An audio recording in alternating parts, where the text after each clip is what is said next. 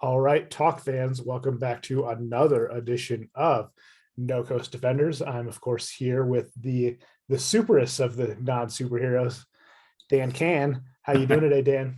I am loving life. How about you, my friend? Oh, I'm here. And almost another year older.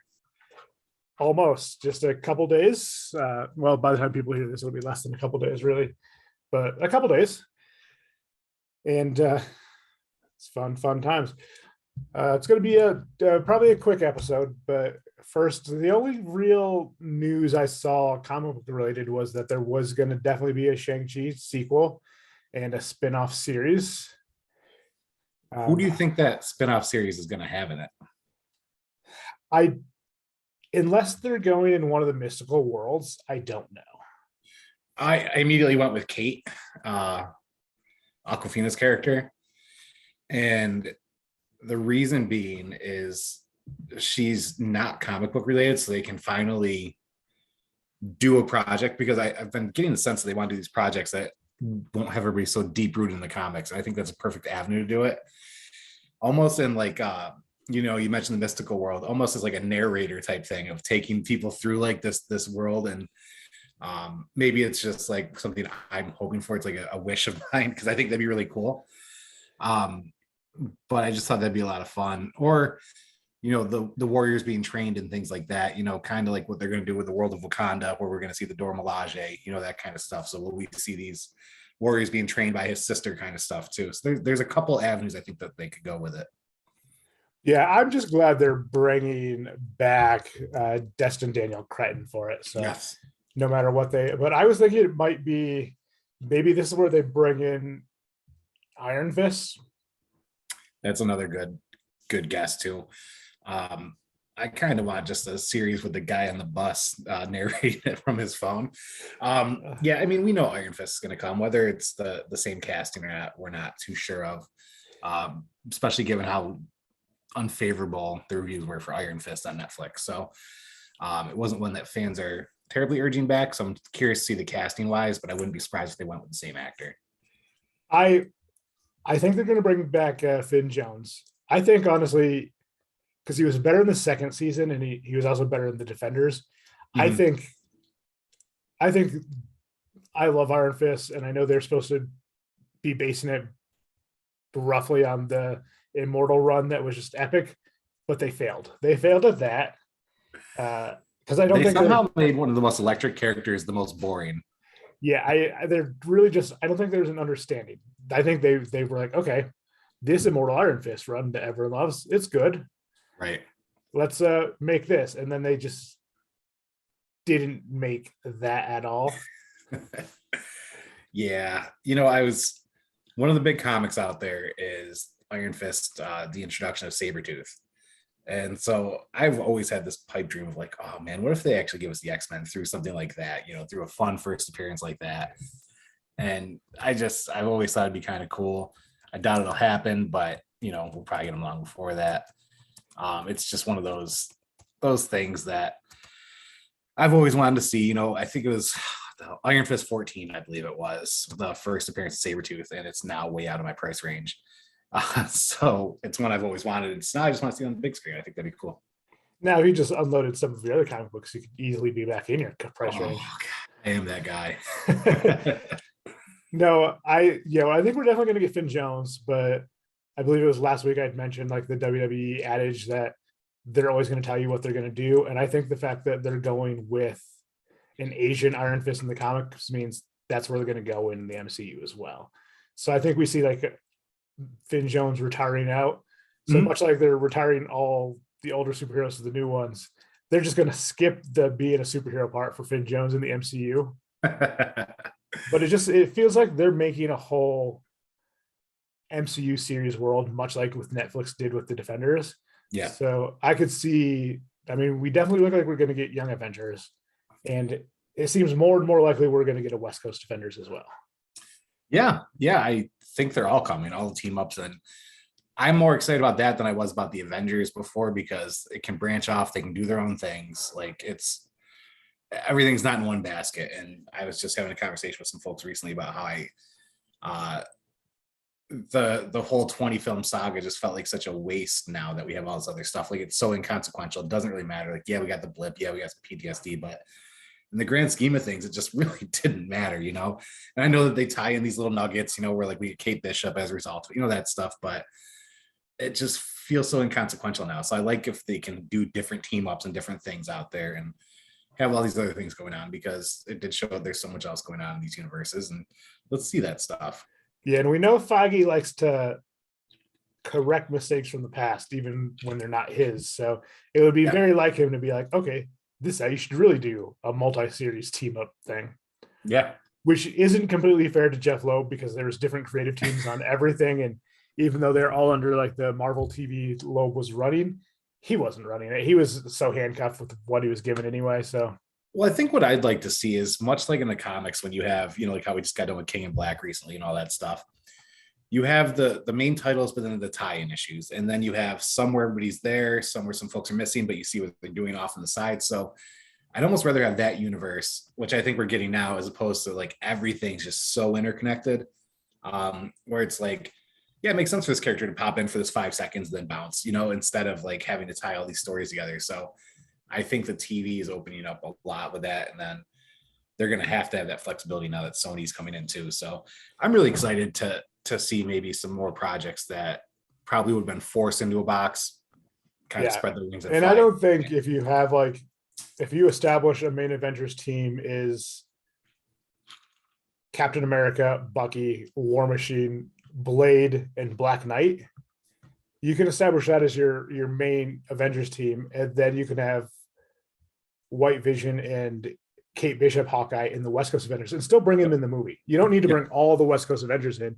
You can be like, okay, these are our two draws. I mean, obviously, Vision having been around now, and I think Haley Steinfeld will probably be like the most known name in the West Coast Avengers if that's the route they're going to go, if she's not in the Young Avengers. So, And I think they're going definitely Young Avengers right now with what I think we're going to see is a blending of the lines. You know, we'll probably see some of the West Coast stuff blended in with the Young Avengers. And they've shown in this phase that they're really taking a bunch of creative liberties with how they're going to interpret these storylines. And they're basically saying, screw your canon. We'll borrow characters and bits from here, but we're going to blend it all up.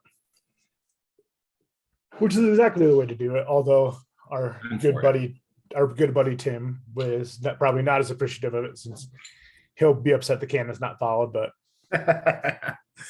I'm all for it at this point, man. It's just shock and awe and surprise me.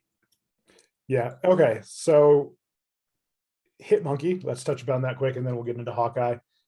So general overall opinions, Dan. I've watched the series 3 times now, and I'm not a big rewatcher, to be honest.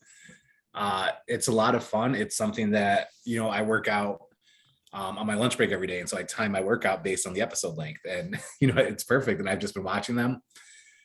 Jason Sudeikis is the perfect narrator type for that show. Just his delivery is amazing. The art in the show, I said this, I think it was on here.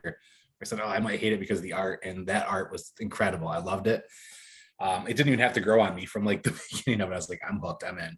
And it's done that Archer style kind of thing. And so I was all in on it. And to be quite honest, the story is unique. It's one of the characters I have to admit I don't know much about in terms of the comics. You know, I know that it existed. I know that I glanced over it many times, like at the trade, like, oh, that looks kind of cool, and never touched it. And now I almost don't want to read it because I just want to appreciate the greatness that was this show. And where it ends, it definitely needs a second season. I do have some friends who haven't watched it yet because we just got the texting about it this week. They've been busy and they're like, oh, I got to check it out. What do I need to know? I'm like, the beauty of it is you don't need to know a goddamn thing. Just sit down and watch it. And so they're watching it this week now, a group of friends I have. And so I don't want to spoil anything on here because they actually do check the stuff out. But man, when I say they nailed it, they absolutely nailed it. It was a show that came out with zero expectations. Wasn't big in the ratings from the beginning. A lot of people didn't check it out. And then about 2 or 3 weeks afterwards, all of a sudden there's this boom where like everybody's like checking this show out and watching it, and the ratings went up, which is why I'm hopeful for season 2 now. Yeah, I would love a season 2, but I think the beauty of this was it was set up in a way that a season 2 makes perfect sense, but this being a one-off season and everything being self-contained also really works for the story. which makes sense because it's pretty accurate to a point to what I've heard of the graphic novel, and that was a one-off.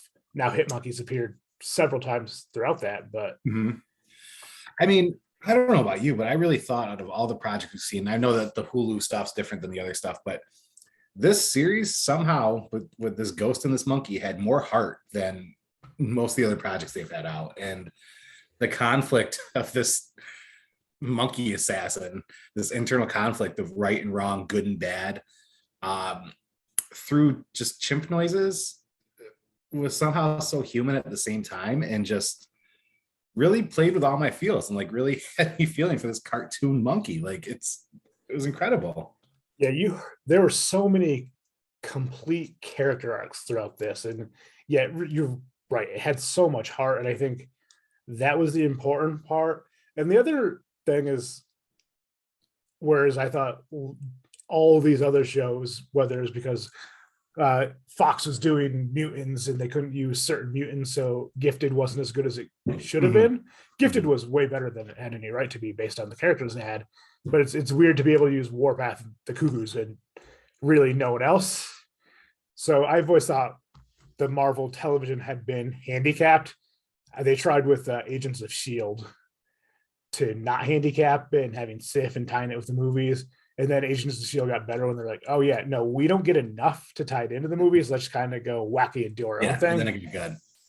And so I think that was the perfect thing about Hitmonkey, is they're able to use characters that I generally think we're going to see at some point in the actual cinematic universe, but they weren't forced to use them and have their hands tied in a sort of way, which was really nice.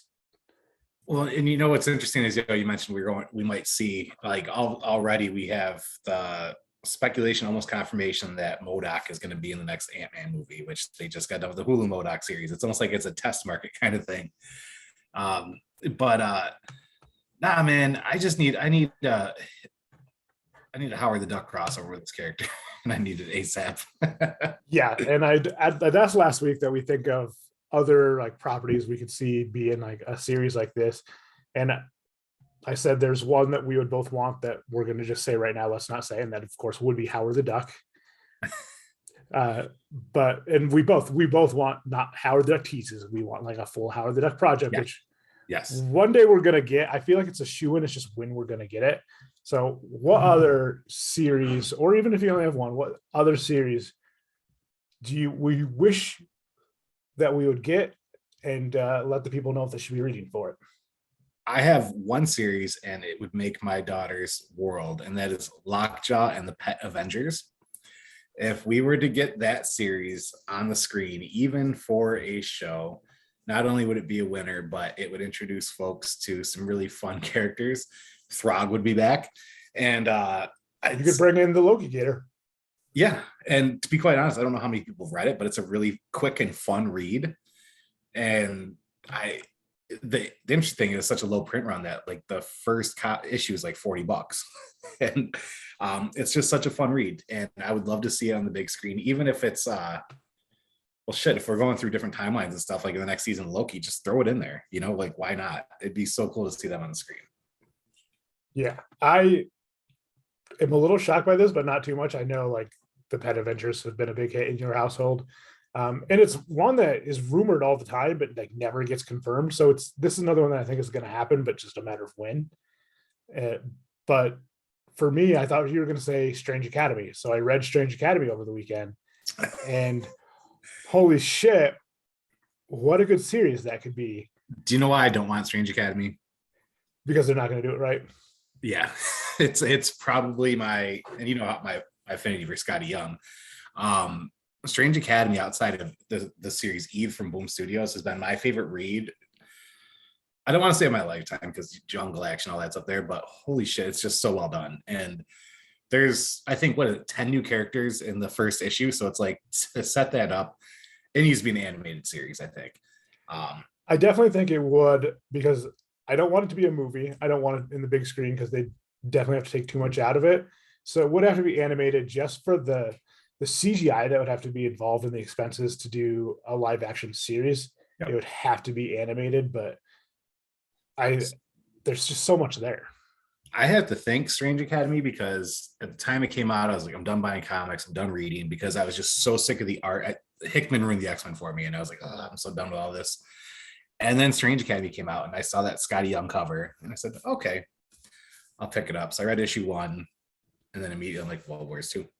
And that's actually what kept me reading modern comics. And I mentioned Scotty Young as we were on this podcast talking about Strange Academy, but here is this week's Hawkeye cover of Pete's dog, Kate Bishop, and shout out to Scotty Young for just nailing it. How convenient that you've got that prop just ready to go. Yeah, no, you're spot on with Strange Academy. I don't have faith that it would be done quite the way it needs to unless Scotty was also on board for it. But he has a thing where he's not big on the on-screen stuff. You know, he loves the comic form and the art form of that. So I feel like they could potentially bring him in for a cartoon though, because if he's animating that, because he has a lot of stuff that would be great on animated fronts. So I could definitely see that. Yeah, I mean, in a similar vein, not all of the Xavier Institution stuff is good in the comics, but the characters, there's a lot of really rich characters. Yeah. Yep. And I also think the same thing with the Avengers Academy. So I think anything with those teaching the young next heroes thing would be great, because you could throw all these characters and see who works, see who connects with the fans, and you could do it really organically of phasing them out or keeping them there. But like, I mean, who wouldn't want to see Brash Quentin Quire mouthing off to Professor McCoy anything? And then, of course, I've been joking a lot with you about Detective Chimp, and I would love a Detective Chimp series over on the DC realm. As long as the right person, if the person's gonna have fun and be smart about it, like a character like Detective Chimp, like the only person in DC who cares about Detective Chimp is Grant Morrison. So let's do it. You know, I do love, and DC starting to go throughout too, is that they're now picking people who love projects as opposed to picking people because of their name in the directing world and animated world. So you get somebody rolling up who's like, hey, Detective Chimp. They're like, what? And they're like, nah, that's cool, just let me do it. I feel like we're kind of getting there because so many big name actors and producers and executives are all sick of the superhero stuff, like, it's a dying breed, all that stuff. And so everybody else is coming out of the woodwork, even The Rock, like, well, I have this idea and I want to do it and I have the money to do it. So let's do it. And it's not only the money, but the energy and stuff. So, I mean, we could start seeing obscure projects like that soon, I think, if the commitment's there and the people are all over it. Just like I know Howard the Duck's going to happen and Seth is going to be a part of it. And, we're just going to get it. So. And Seth has so much animation background. Yeah. So. Oh, yeah. Well, shit, give me a robot chicken style Howard the Duck. I'm in. Well, look what he did for the Aquaman over on Robot Chicken. So he made Aquaman a badass again, with a lot of help to Jeff Johns, who I kind of wish Jeff Johns wasn't as involved in television as he is, because I love Jeff Johns. I think he was one of the best creators DC had at a time where they're letting Grant Morrison run Rough Shot over their continual reboot every year. Yeah. I'm like, I'm avoiding the Batman stuff because Grant Morrison is going to get anyone who doesn't agree with his vision fired. So, with the 18 Batman titles at once. Yeah. But at the same time, like, Jeff Johns is going to do some really fun stories on The Flash and Green Arrow. I'm in. Yeah. But speaking of Green Arrow, let's talk about his counterpart over Marvel and this wonderful episode 3 we got. Overall opinion, thoughts on episode 3 here, Dan? My biggest takeaway was, man, that talk with his son on the phone just got me. I mean, overall, great. I'm loving this series. I'm loving the hell out of it. I had the talk in the shop yesterday about how I think, I loved Falcon Winter Soldier, but I think this might be my personal favorite as far as the Disney Plus offerings thus far. Echo's backstory, again, this is like a half-hour show. Echo's backstory was handled quite well. I love that they're using somebody who has a prosthetic leg and is deaf. Like, that's just awesome to me. But this show is so full of heart. The fight scene in the KB Toys, like, where else are you going to see that? That was so good, so well done. And it's such a small detail as it is. The Christmas music in the background, all this shit's happening. Um, it's got the zaniness of Home Alone, the heart of freaking Homeward Bound, and just comic book stuff. I don't know. I absolutely love this show with each passing episode. And Zoe and I watched the episode, and then we watched it again because like that was so fun. So I really loved it. And the moments with Clint wanting to just be a dad and wanting all this to go away, but also being cared for by Kate, which is interesting. Nobody's cared for him, and she's taking care of him through this stuff, and it's just natural. Yeah, I don't know. I will say I don't want to see them get captured together again. I just want the fight scene stuff. I'm kind of over that stuff, what might come, but man, what a hell of a show. It really is. You mentioned the getting taken care of by Kate, but I thought their communication when he had the hearing aid smashed was amazing. Like, he can't hear her. She's still talking to him, but they still managed to become in sync together. And the wonderful thing is Hawkeye isn't a let's go to the range and shoot arrows and I'll talk to you about your vigilante stuff. Yeah. But he is talking to her about it during battle, after battle, in a way that is like a young peer. He has taken a mentorship role he doesn't want to take, and he's being honest about it. And I think that scene that you mentioned with the talking to Jack, I believe is the little boy, and you can just kind of hear the mumbles, and she's writing for him, and it's so heartbreaking. And the close-ups on both of their faces and the emotion. I've never thought of Renner as like an A+ actor. Haley Steinfeld, I think the first thing I saw her in was Pitch Perfect 2, and I'm like, shit, even in this super campy movie, she's awesome. Yes. And we see it here, like she's just great. Like the slight twitches and the facial expression, the fact that they can just hold that camera and let her have those, just everything read on her face. And she felt it. Like, she felt in that moment how much pain he was having, and you could see that the character was in it. And I thought that was wonderful.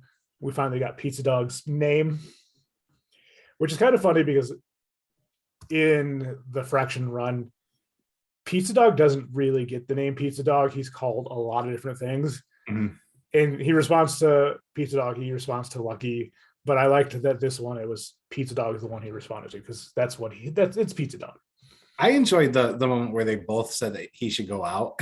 So it's like joint ownership of this dog. I mean, there's so many subtle things here. And just even that driving scene, where they're in the car and just firing arrows, and the Play-Doh arrow covers the windshield and stuff. Like, I was just sitting there, I said, what is this? This fun that we're having, because it's been so long since we had that fun. Probably since maybe the first Guardians, because even Ant-Man got down a little bit, it's great to have this good time. And I'm sad there's only 3 episodes left, but they've given us so much. And I think the notion that Kingpin is on the way is ramping up, especially, I don't know if you follow Vincent on Twitter, but the Charlie Cox announcement today, and Vincent kind of said, oh, I'm great, happy to see this for him and all this stuff. Like, dude, we know you're coming. Yeah. So you'd mentioned the thing with Aleka Cox, like missing a leg. Were you aware of this before they showed it in the scene? I was aware of it that day because people were calling it woke for some fucking reason for employing somebody with a prosthetic leg. So I was aware of it the morning of when she was trending, and normally I don't look at that stuff before I watch, but I'm like, all right, it's the actress, it's not the character, it's not the show. And it was a bunch of Kevin Sorbo type dickheads like talking about that. But no, I was not aware, and I love that casting even more. And then I actually read in like her story, like she played volleyball with it and everything. Like, go her, that's so awesome. Yeah, it was nothing, and that's the thing. Like, if you're trying to be upset with Disney for pushing some woke agenda, that's fucking bullshit, because they never mentioned that she had a prosthetic leg. No. They cast a deaf actress to play a deaf character, and it just so happened the one they thought was the best had a prosthetic leg, so they also made that part of the character. And look at her action scenes. Yeah, that's authentic casting. That's Now, not being woke. That's just being true. do you know what else is cool? I found out is that the little girl who plays her as a kid is her niece. Oh, that's awesome. It's so cool. And they're a native tribe too, so she's like representation for our people, and I'm like, oh, I love that. Yeah, I mean, I believe I might have changed now that the show's aired, but up until the time, like weeks before the show aired, I was reading she was still living on the reservation with her family. So yeah, yeah, but like because any publicity pictures of her before the show were just from the waist up, because they weren't making a big deal of this. And people will say, oh, it was for the shock value. I think they just didn't want to make a deal of it. It didn't matter. Yeah. I had to pull up her Instagram and yeah, no, her prosthetic leg, and she lives her life completely with it, and awesome for her. And they cast just a phenomenal actor that, you know, I have raved about recently for his work, because I loved him in Reservation Dogs. And I was looking up what he has come up. He has a lot coming up, but this was not listed in it. But Zan McLaren, I'm kind of sad they didn't age him down. That was my first thought. I'm like, oh, they're not aging him down. So this is it. This is what we're getting of him in here.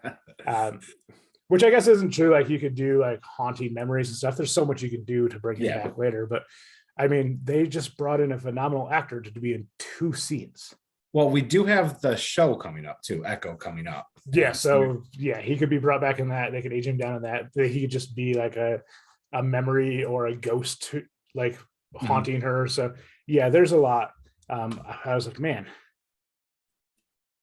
this didn't happen before. Like prestige TV has really changed the quality of actors you get for something.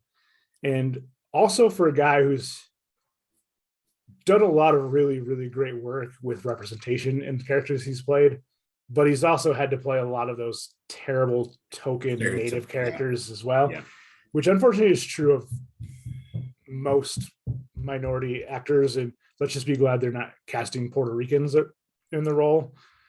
Well, you know, I'd like to say it used to be a rite of passage, because now we're seeing a lot more entry of like this, you should be playing this role, this is your role kind of thing. And not in everything, but better than where we've been. And I love that, like during the pressers and stuff, they're not making a big deal about the fact, like, yeah, we have an actual deaf actor playing this role. You like, it's nothing. It's just about these characters and what's going on. And for everybody saying like they're trying to rub in our face and stuff like that, they have not said a goddamn thing about any of the representation they've had. You know, they've legit just been churning out content that's helping people feel represented, but also is true to the comics.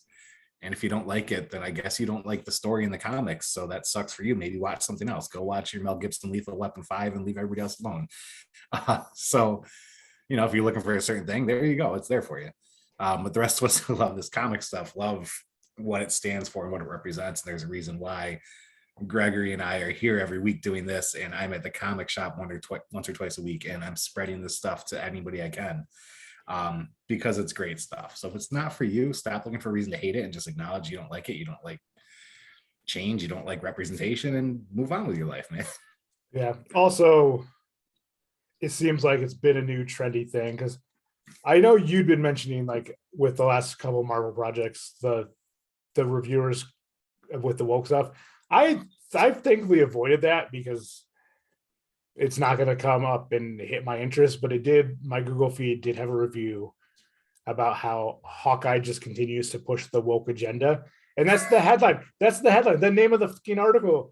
And then he just went on and on about it. And I'm like, how dare you employ a deaf I actor? was skimming through and I'm like, you are literally only watching Marvel shows right now to paint a bad picture about their wokeness, because this is apparently your audience. But why the hell are your audience watching this? I'm like, Thor's a fucking Greek or a Viking god. Like, you have a fucking talking tree. Like, yeah, there's diversity in the world, and the MCU is going to portray it. You're just trying to, and it's only for shock value. Nobody believes it. Nobody gives a shit. You know, it's just so frustrating to see that for some stuff that, you know, we talked about the Falcon Winter Soldier. I'd waited my entire life to see this come to the screen and see all these people shitting on it, when it's like, I have the whole run in my basement. You want to read it? Like it's not Disney coming out doing something. It's something that already exists and they're putting it on the screen. Sorry if you don't like reality. Sorry if you don't like the world. It's great content. You can either move along, and we all know you enjoy it. We all know that these folks will see the movie 2 or 3 times in the theater and then bitch about it. And I'm just so over it. I'm in so many circles with these people too, which is why I'm such a bitter dude. Like, I do the blogs, I do the movie reviews, all that stuff. And I'm in these circles where, I get to go to screenings and stuff, and hating something just to hate it or to sound cool because you hate it. And then some people just grasp onto that. And that's how those guys earn a paycheck. So screw them, but they're wrong. Thankfully, my circle with any of this is super small and pretty well curated. So, all right, we have to touch on Uncle, but let's end on Uncle. I want to talk about the end of this episode, specifically when they break into Kate's mother's place, and she's breaking into the security thing and gets locked out. But quite quickly, Barton hears a noise and goes off to wander. And I thought that was a brilliant, subtle way to show how inexperienced she is versus his experience. Now, granted, he walks into the blade of a sword, but it was just kind of one of those, like, here something's off to him and he goes to investigate, and she's just so locked in and zoned in what she's doing. Sure, her mother's going to be out of the building. And I was like, that's great. Like, that was such a big part of this episode. I mean, when they're tied up and she can't get out from the ties while he's working on that, she's asking that, and she has no idea like what's going on with any of that. And I'm like, that experience is great. It's fun to see, and just to see the contrast. But at the same time, she can shoot the hell out of a bow, and he acknowledged it when he said, "They're right. You are one of the best archers in the world." It was just a really great dynamic, and I thought it was a great tease, because I'm still of the opinion that Jack is a red herring. I am as well, to be quite honest. For now, at least. I don't know what's to play in the future, down the road past the series, but it's kind of like a smoking gun kind of thing at this point. And I feel, in some ways, I feel like he's going to be coming from one angle, they're coming from another, but then through mutual, I guess, desire for something to happen, they'll come together. It's kind of what I'm feeling. So I don't think he's the villain, and I think that if anything, they'll be allies by the end, and I could be completely wrong with that. But I think for now, that fits me because he's not the villain, and it wouldn't be coming up right now if he was. Yeah. I did hear a theory that the reason he had such an affinity for the Ronin blade was not that he has such an affinity for the swords, but that he was Ronin at one point. And of course, we don't know anything of the origin of Ronin in the MCU other than he took some very extreme measures during the blip years, which I'm kind of torn on this. Like, I would love for Hawkeye to have not been the one to have killed Echo's father. But at the same time, this is really the only negative repercussions we've seen of something like this. Yeah. So I feel like it's a better Christmas story if Clinton Barton isn't the one. But we know he went through and murdered all these mob types. So I feel like it's still got to be Barton. So I think we're going to get a bit of sword fight to start the episode, and they'll make peace, and the swordsman's going to do what the swordsman's always done in comic books and kind of be a tweener. Yeah, if he wanted harm done, it'd be done already. That's at the end of the day, he gave the candy. He showed his hand. If he wanted to pursue anything, he would have. So I definitely agree with that. I think a lot of hijinks is coming up, to be quite honest. And I'm all about it. I'm trying not to think too hard about it. I don't want to push the Kingpin angle and have it just be like an end credit scene as the series ends or something like that. So though I do think he's coming, I I don't know what angle we're going at here. Are we phasing out Hawkeye and pushing forward Kate? Are we going with both of them together? It's tough to figure out what's going to happen without knowing their angle. And I don't know how many projects Jeremy Renner even has left with them, which kind of made this difficult for me to figure out where we're going with this. Yeah. And I mean, just like we still haven't gotten Elena, so we're still going to see a widow coming up. Yeah. Somehow in these next 2 episodes. I mean, if anything, I think quite possibly you have both Vera and Jack working for Kingpin, and that's kind of how the marriage actually came about. So maybe it was Jack that took out the mafia, because it was very clear Kazi made mention that the big guy doesn't want them searching out the Ronin. So right, it's like they laid out that this could go any separate way, but the one thing they made very clear is who Uncle was. Yes, which was pretty cool, actually. The laugh is very distinct, and they made sure that close up of the hand was definitely a larger hand. Yeah. Well, what's funny is Ellen, who listens to us and stuff, she said, "Is that Kingpin?" I was like, "Oh, it's so cool," because she doesn't care about the comics or anything like that. And it just made me smile. So that's pretty cool. It's. I guess my question about it all is, could this be a swerve, and how terrible of an idea would it be if it was? I think at this point, just give folks what they're looking for, because things have been less than favorable with fans in terms of what they've been doing in the MCU and stuff thus far, and kind of this wondering of like, what the hell are we doing? And I think this Charlie Cox announcement, the timing couldn't have been more perfect, and I think it was very calculated. And I've been just following Vincent's tweets this whole time, so it could be a swerve, but it'd be a very miscalculated swerve that I don't want to say we'll lose anybody, because everybody will keep tuning in. It would kind of suck, because we need him for many of the arcs that we're getting, especially the Echo show and things like that. So, and it would also give us a big bad that's grounded on land as opposed to all the celestial stuff and everything else. So yeah, I think it's needed. Well, not only is there the Charlie Cox announcement, but John Barnthal did an interview recently where he'd mentioned he would love to do Punisher again as long as it was done right. And so it was like, we get Charlie Cox announced.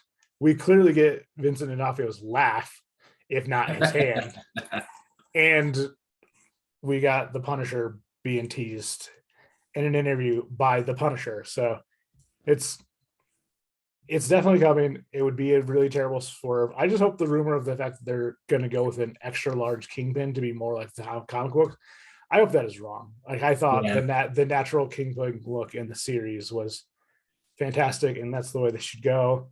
Well, he's massive anyways. Like, he's not a tiny guy. Like he looks, I think, realistic for what that character would be. I mean, the Duncan portrayal of Kingpin and the Daredevil film with Affleck, that was probably as close as you could get a guy to be comic book Kingpin. Yeah. Just in massive size. I guess a guy who can be a credible villain and not a corny villain, because those larger than life villains are usually fairly corny once they come out of the pro wrestling world, because they're always coming out of the pro wrestling world. That's fair. Because I think pro wrestling acting is not movie and TV acting. No. It is impressive what they do live weekly, but it's not television movie acting. It's why so many of them have a hard time crossing over, which makes Dwayne Johnson, like, he had a rough rocky ride too, no pun intended, or pun fully intended. I'm not even sure anymore. But yeah, it's got to be D'Onofrio. I think the Ralph Boner thing, making it a boner joke with Mephisto, that was funny, but I think once you got Sharon as the twist in Falcon and Winter Soldier, that was the end. That was pushing it. I think they found the line, and I think that's part of why we just got the big bad for a full episode in Loki. Yeah. Yeah. I think they realize folks are kind of done with that nonsense. Yeah. I don't think we're going to get him to episode 6 fully, but I feel like we've got to get at least half the episode. Yeah, I'm kind of feeling like we're going to get people like, we're going to see their backs talking to them. They're going to get orders, but that's the end of it until we get to the end. And it's like him standing up from the desk kind of thing, like what we've always seen in the comics. And I'm fine with that because I'm still excited to see what happens with Yelena. So yeah, there's still so much to resolve in this. And not everything's going to get resolved, but that's the beauty of continuous story. Like, because we know Echo's going into her series. Well, I'd like to point out too, I didn't just show this comic for no reason earlier besides Scotty Young. Look at the title. Hawkeye Kate Bishop. Mm-hmm. So season 2, it doesn't have to be Hawkeye. Yeah, it can be completely Kate Bishop. Hawkeye Kate Bishop. And it can be even a flashback, or just like she calls him for advice or something.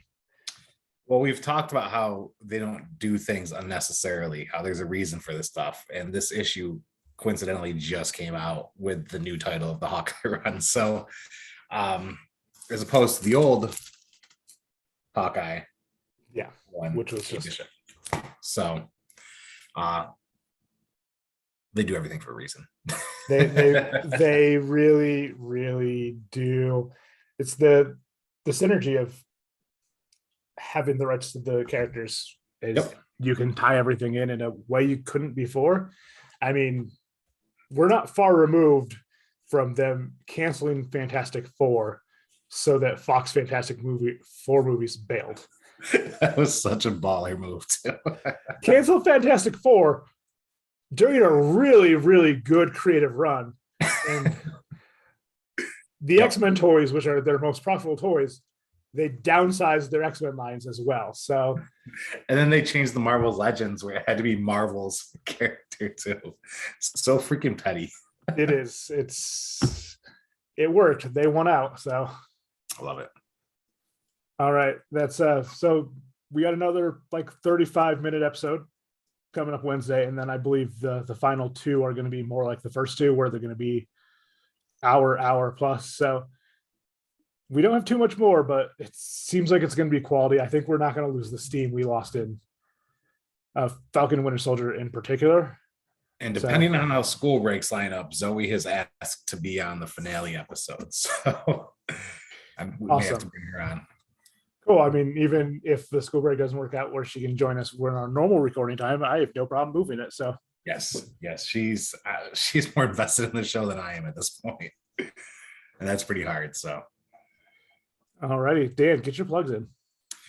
Gary B, the Casual Comic Guy, man. He's just delivering great content every damn day. I have no idea how he does it, but check him out. And as I shared here, look at this. This was a free comic book day issue from my local comic shop. Put it aside for Zoe. Check out your local comic shops this time of year. They have everything you need, the trades, the fun, toys, everything. Just wherever they are, visit your local comic shop. I'm doing a giveaway of a gift card to somebody's local comic shop just for commenting their favorite current comic in the Comics Lounge group on Facebook, just because they're pillars of a lot of communities. So go out, support local, and wish this Cool Points authoring big-hearted soul a happy birthday this week.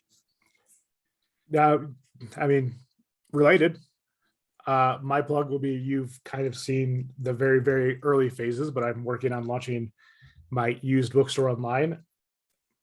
It's going to be literally just the books in my room. A lot of the ones you see behind me will be out there hopefully soon. It's a long process because if you go to a used bookstore right now, they don't put the picture of the book you're buying on the line. They just do the cover, and it's not always the cover of the same edition they're selling. That's not going to be my store. I'm going to put the cover of the actual copy I will be selling, and will be available to send more pictures if you're like, oh, I really need to see the spine. Not all my spines are perfect. Some of them are pretty good. Some of them are pretty bad. And I will reflect that in the price. And I'm doing a lot of research. It's kind of fun to do this research. So I'll be launching that. And not only will I have those books, but I will be selling merchandise there involving t-shirts, mugs, tote bags. So that'll be the home for not only my bookstore's merch, the Cool Points merch, but this podcast here.